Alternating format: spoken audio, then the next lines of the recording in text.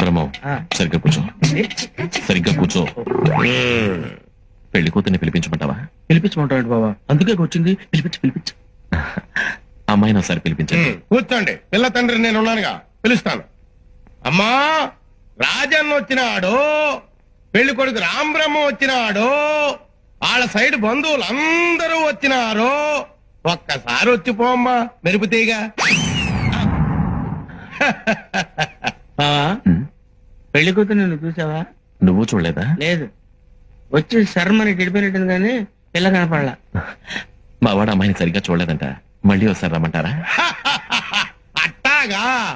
అమ్మా, రాజన్న వచ్చినాడు, పెళ్లి కొడుకు రాంబ్రహ్మ వచ్చినాడు, వాళ్ళ సైడ్ బంధువులు అందరూ వచ్చినారు. ఒక్కసారి వచ్చిపోమ్మా మెరుపుతీగా.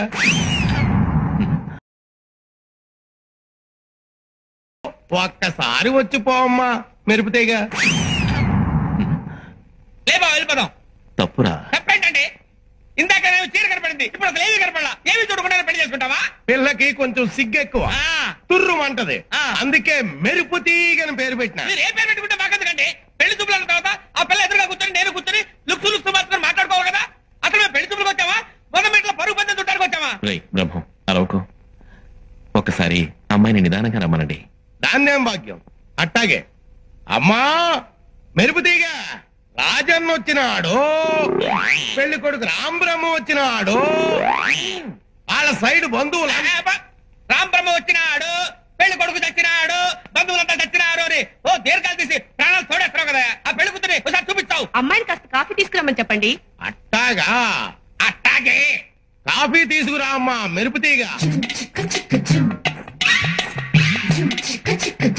కాఫీ. నాకు అలవాట్లేదమ్మా. కాఫీ.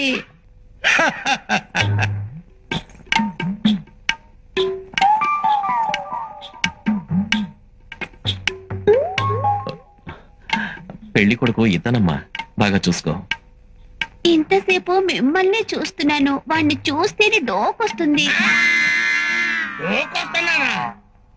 ఈ జన్మలో నాకు పెళ్లి కాదయ్యో.